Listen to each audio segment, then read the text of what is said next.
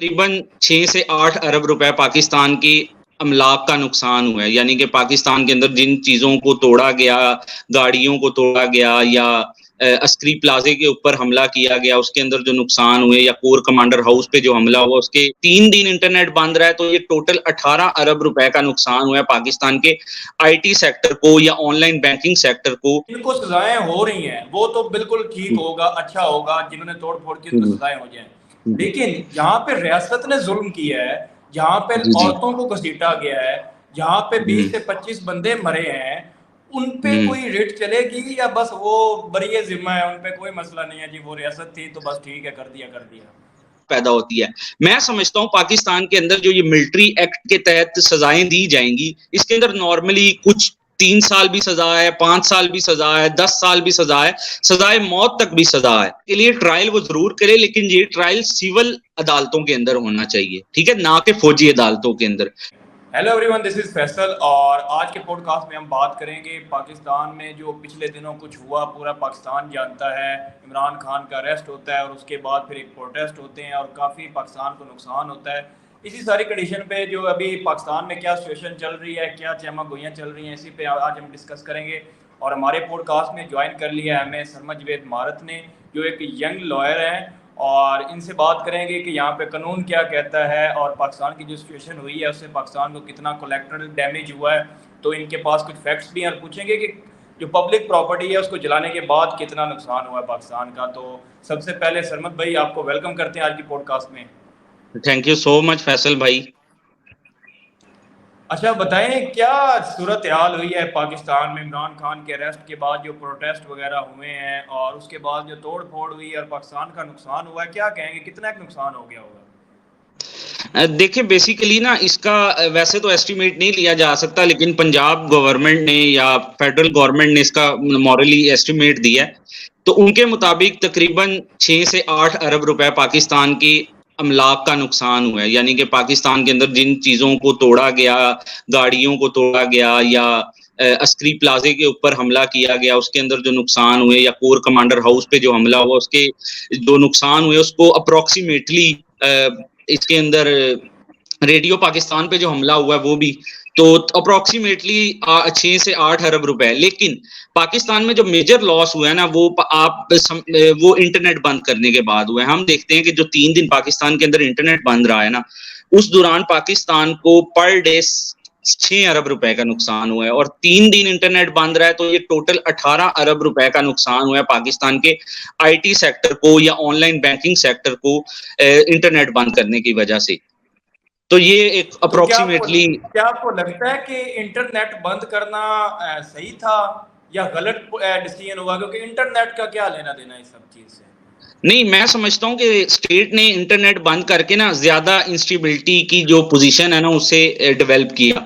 वो इस तरह से कि जब आप इंटरनेट बंद करते हैं ना, और जो एक दूसरे के साथ राब्ते कनेक्शन की वो फिजा है वो खत्म होती है, तो लोगों के अंदर ना एक किस्म की क्योस पैदा होती है, उनके अंदर एक किस्म की ना पैदा होती है कि वो इश्तियाल में ज्यादा आते हैं। वो समझते हैं कि एक जगह पे इसके अंदर क्या होता है कि गलत इंफॉर्मेशन ज्यादा फैलाई जा रही होती है, कि अगर इंटरनेट बंद हो गया तो कोई भी शख्स, मुश्तइल शख्स, कोई भी गलत खबर फैला सकता है कि जी फलां जगह पे ये नुकसान हो गया, फलां जगह पे ये नुकसान हो गया, जिससे लोग जो है ना मुश्तइल होते हैं, और मुश्तइल होने के बाद वो रियासत की चीजों को पहले से ज्यादा नुकसान पहुंचाते हैं और ज्यादा खतरनाक साबित होते हैं। दूसरा, हम देखते हैं कि इंटरनेट बंद करने से ना हमारा ज्यादातर जो आईटी सेक्टर है वो डिपेंड ही इंटरनेट के ऊपर करता है। आप देखें, आपके मुल्क के अंदर ऑनलाइन बैंकिंग है और आपके मुल्क के अंदर डिफरेंट किस्म के आईटी सेक्टर्स हैं, और वो डिपेंड ही टोटली इंटरनेट के ऊपर करते हैं। तो हम देखते हैं कि आपने इंटरनेट बंद किया तो उससे ये हुआ कि उनको फाइनेंशियली जो है ना वो लॉस हुआ, जिससे ऑटोमेटिकली वो पाकिस्तान को उसमें से 23 या 24% टैक्स देते हैं, जो रेवेन्यू वो जनरेट करते हैं ना उसका 23-24% टैक्स देते हैं। यानी कि टोटली पाकिस्तान को 3 दिन में पाकिस्तान की गवर्नमेंट को 60-65 करोड़ के टैक्स का नुकसान हुआ। तो मतलब ये एक, मेरी नज़र में तो ये एक बहुत गलत डिसीजन था नेट बंद कर देना। उससे फूड का पांडा कंपनी है, उबर है, पता नहीं कितने जी ऐसे जो है वो बिजनेसेस हैं जो ऑनलाइन चलते हैं, तो उस पे सब पे पानी फेर के रख दिया। और ये इसको कहते हैं बैड गवर्नेंस, कि आपसे सिचुएशन कंट्रोल ना हो रही हो, आप इस चीज़ के आयल ही ना हो, तो आप जो है ना सारी बेसिक चीज़ें बंद कर दो जी। انٹرنیٹ بند کر دو، یہ بند کر دو تو اس سے حل نکل آ جائے گا. تو بلکہ وہ صحیح بات کی آپ نے کہ اس سے زیادہ جو ہے وہ مس لیڈنگ انفارمیشنز پہنچی اور غلط جو ہے انفارمیشنز پہنچی جس کی وجہ سے زیادہ اشتعال آیا.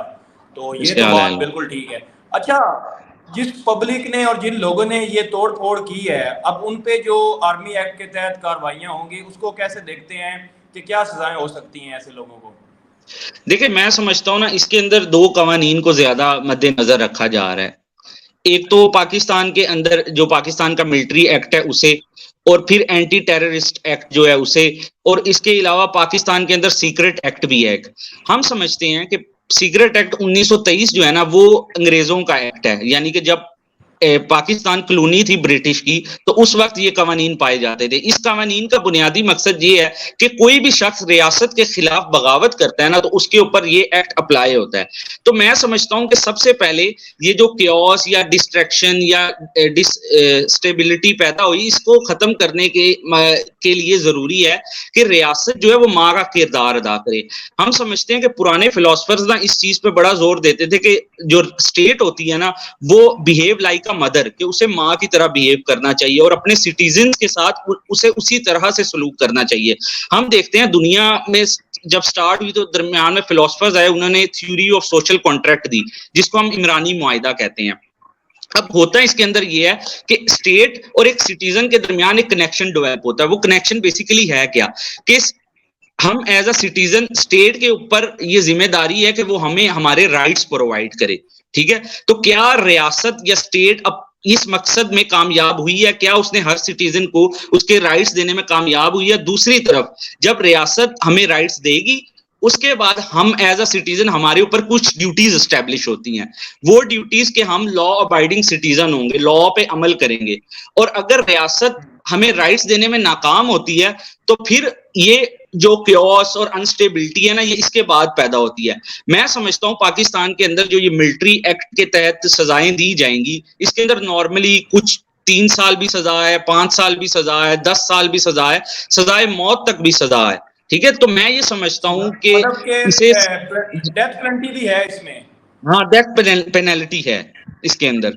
ٹھیک ہے، تو میں سمجھتا ہوں کہ اس کا یہ حل نہیں ہے. میں سمجھتا ہوں اس کا حل یہ ہے کہ جن لوگوں نے ریاست کی ریٹ کو چیلنج کیا، میں یہ نہیں کہتا کہ ریاست اپنی ریٹ قائم نہ کرے، ٹھیک ہے، کیونکہ ایگزیکٹو کی ریٹ چیلنج ہوئی ہے تو ریاست کو اپنی ریٹ قائم کرنے کے لیے ٹرائل وہ ضرور کرے، لیکن یہ ٹرائل سول عدالتوں کے اندر ہونا چاہیے، ٹھیک ہے، نہ کہ فوجی عدالتوں کے اندر. اس کی وجہ یہ ہے کہ فوجی عدالتوں کے اندر ہم دیکھتے ہیں کہ اپیل کا بھی کوئی حق نہیں ہے.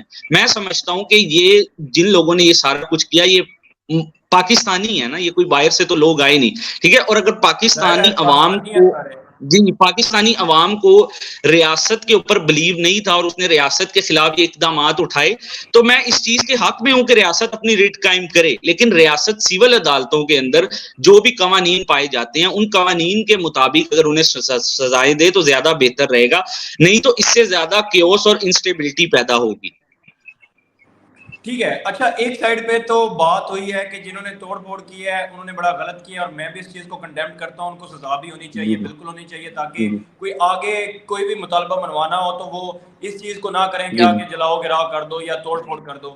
اچھا اب اس میں یہ چیز بھی ہے کہ جن کو سزائیں ہو رہی ہیں وہ تو بالکل ٹھیک ہوگا، اچھا ہوگا، جنہوں نے توڑ پھوڑ کی ان کو سزائیں ہو جائیں، لیکن جہاں پہ ریاست نے ظلم کیا ہے، جہاں پہ عورتوں کو گھسیٹا گیا ہے، جہاں پہ 20 سے 25 بندے مرے ہیں، ان پہ کوئی ریٹ چلے گی یا بس وہ بری ذمہ ہے، ان پہ کوئی مسئلہ نہیں ہے جی وہ ریاست تھی تو بس ٹھیک ہے کر دیا.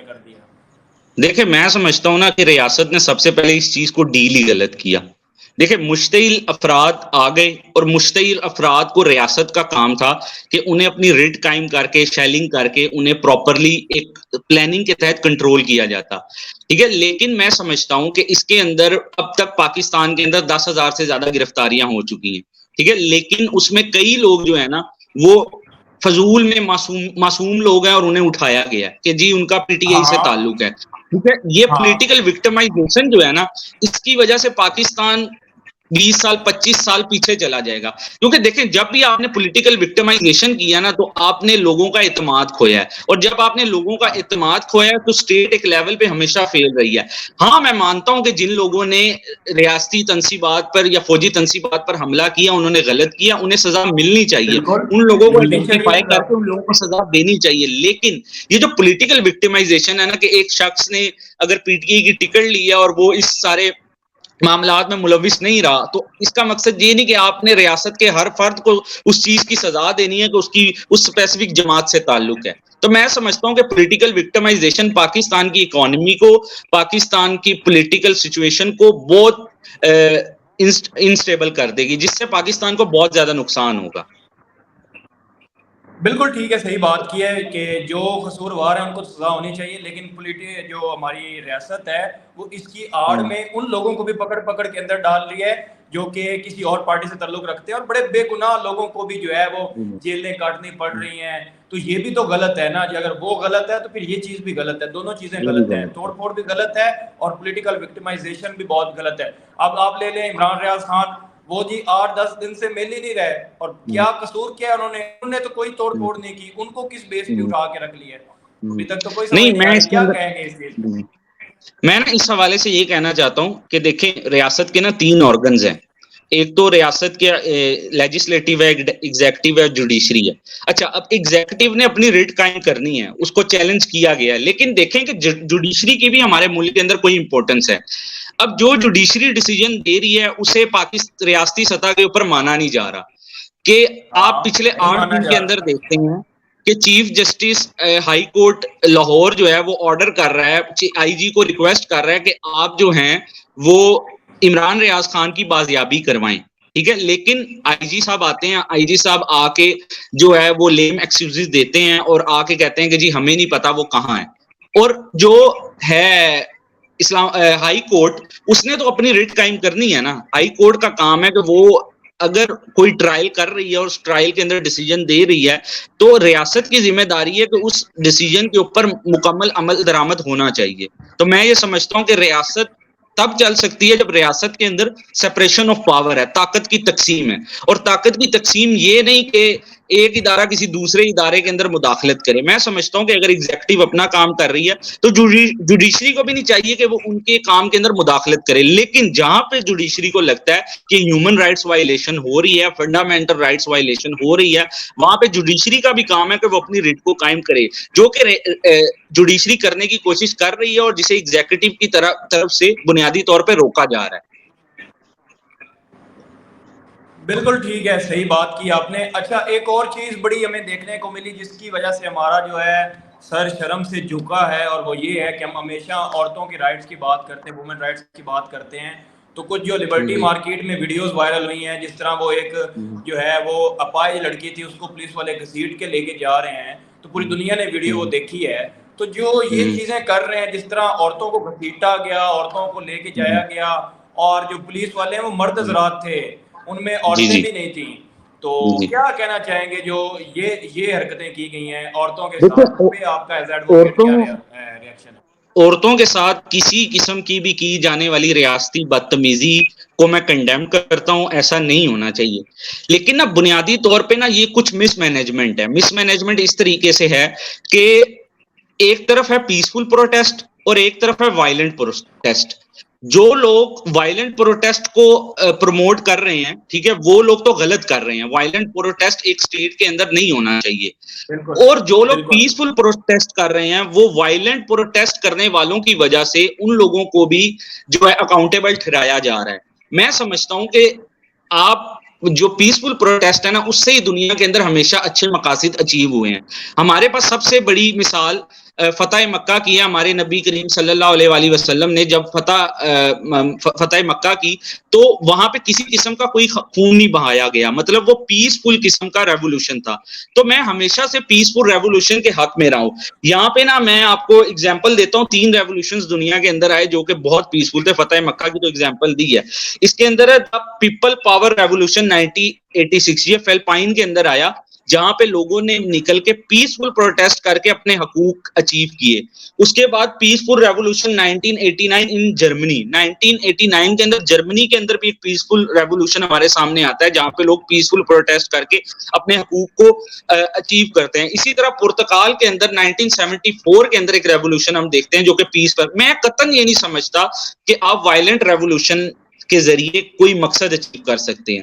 ہمارے سامنے دنیا کی کئی مثالیں موجود ہیں اور جہاں پہ ملکوں نے غلطیاں کی وائلنٹ کی طرف جا کے, وائلنس کی طرف جا کے, اور اپنے ملک کو ہی نقصان پہنچایا. تو میں سمجھتا ہوں کہ پیسفل پروٹیسٹ ہمیشہ کسی بھی ریاست کے اندر زیادہ بہتر ہوتا ہے نہ کہ ایک وائلنٹ ریولوشن کے. ٹھیک ہے, میرا آپ سے سیکنڈ لاسٹ کوسچن ہے کہ جنہوں نے توڑ پھوڑ کی وہ تو پکڑے جا رہے ہیں, کیا پولیس والوں نے جنہوں نے ایسا کیا وہ پکڑے جائیں گے؟ پولیس میں سے کوئی لوگ پکڑے جائیں گے جنہوں نے اس طرح چیزیں کی ہیں یا نہیں پکڑے جائیں گے؟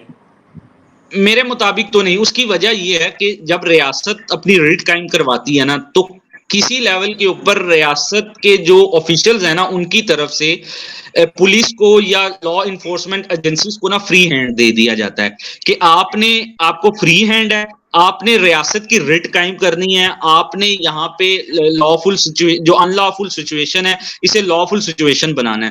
تو اس کے اندر پھر مختلف قسم کی جو یہ دیکھیں کسی لیول پہ بھی نا ریاست کا ظلم ہے وہ ہم اس کو نہیں کر سکتے, اس کو یہ نہیں کر سکتے, جسٹیفائی نہیں کر سکتے.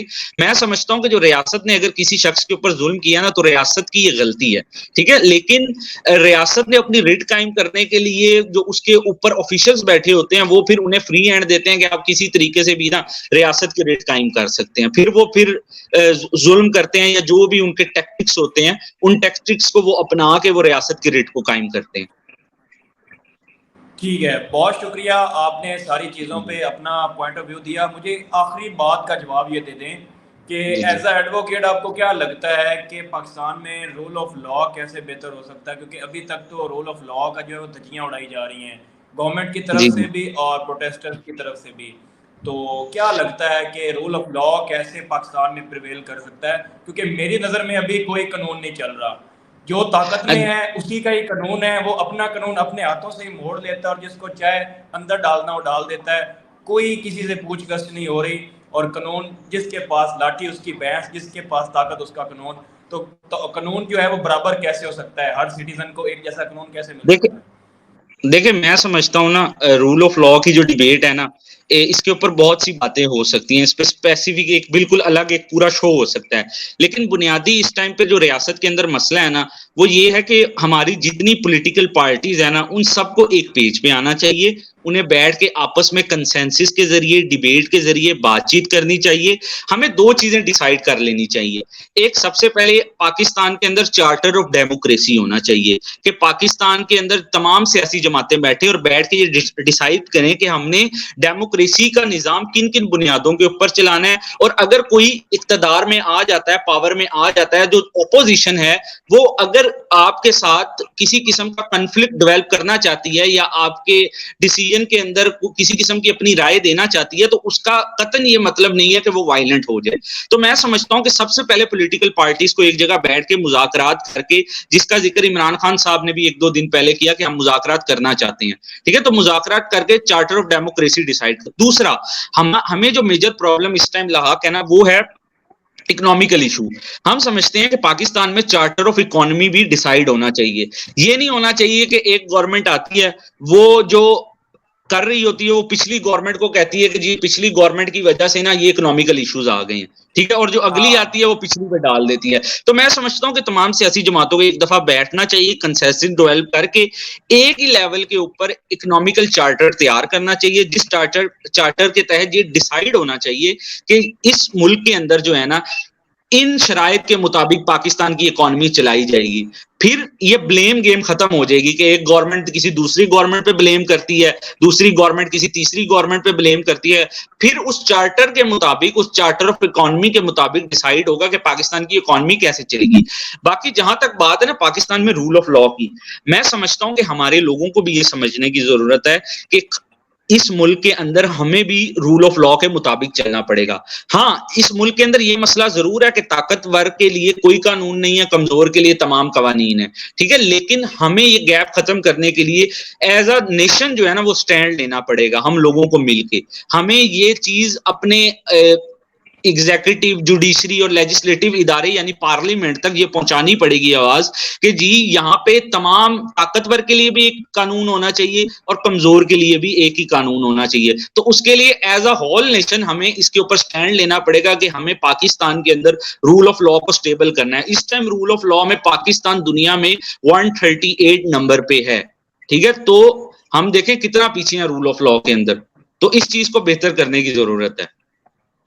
بالکل ٹھیک, بہت شکریہ سرمد جاوید مہارت آج کے پوڈ کاسٹ میں ہمارے ساتھ موجود تھے. ہم نے پاکستان کی کرنٹ سچویشن پہ ڈسکشن کی, جو پاسٹ میں ایک ویک گزرا ہے اس سچویشن پہ ہم نے ڈسکشن کی, جو پاکستان کو نقصان ہوئے ہیں اس پہ ڈسکشن کی. اور پوڈ کاسٹ ختم کرنے سے پہلے میں 2-4 الفاظ میں اپنی قوم کو ضرور کہنا چاہوں گا کہ خدارہ جو یہ آپ پبلک پراپرٹی کو جلاؤ گراؤ توڑ پھوڑ کرتے ہو نا, یہ آپ اپنا ہی نقصان کرتے ہو, اور یہ کسی جو ہے وہ سویلائز نیشن کی حرکتیں نہیں ہوتی, یہ جاہلوں کی حرکتیں ہوتی ہیں. اور جو پڑھے لکھے اور سمجھدار قومیں ہوتی ہیں وہ ہمیشہ پروٹیسٹ کو جو ہے وہ پیسفل پروٹیسٹ کرتی ہیں اور اپنی بات منواتی ہیں. توڑ پھوڑ سے نہ کبھی کوئی حل نکلا ہے اور نہ نکلتا ہے, بلکہ آپ اپنا ہی نقصان کرتے ہیں. اور ابھی ہمیں ضرورت ہے پاکستان کی بہتری کے لیے, اور سب پوری قوم کو مل کر پاکستان کی بہتری کرنی ہوگی, اور مل کر جو ہے وہ اس کا مقابلہ کرنا پڑے گا برے حالات کا, اور پاکستان کو بہتری کی طرف لانا ہوگا. آپ اپنی رائے جو ہے وہ کمنٹ سیکشن میں ضرور دے سکتے ہیں. آج کا پوڈ کاسٹ آپ کو کیسا لگا اور کس طرح کے اور پوڈ کاسٹ دیکھنا چاہتے ہیں وہ بھی آپ مجھے رابطہ کر سکتے ہیں. اور نیچے ایک ٹکر چل رہا ہے کہ اگر کوئی نیکسٹ پوڈ کاسٹ میں مجھے جوائن کرنا چاہے, اپنی رائے دینا چاہے, تو وہ مجھے جو ہے انسٹاگرام پہ آئی ڈی پہ مجھے میسیج کر سکتا ہے, اور ہم اس پہ ڈفرینٹ جو ہے ٹاپکس پہ پوڈ کاسٹ کریں گے. تو آج کے پوڈ کاسٹ میں اتنا ہی, ملتے ہیں نیکسٹ پوڈ کاسٹ میں, تب تک اپنا خیال رکھیں. تھینک یو سرمد بھائی. شکریہ جی.